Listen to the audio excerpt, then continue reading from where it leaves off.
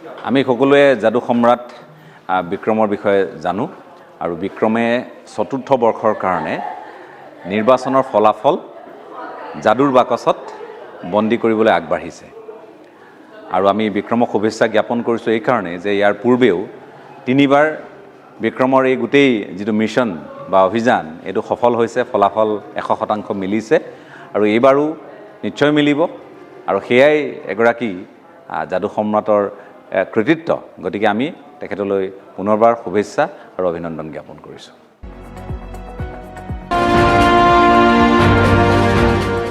Breaking news দিব বিচাৰিছোঁ। ফুলখাৰী ইতিমধ্যে বিক্ৰমৰ যাদুৰ বাকচ মুকলি হ'ল। বিক্ৰমৰ নিৰ্বাচনী অংক আৰু আখৰে আখৰে মিলিল পূৰ্বানুমান। আখৰে আখৰে মিলিছে। মই পুনৰ জনাইছোঁ সেই পূৰ্বানুমান আখৰে আখৰে মিলিছে।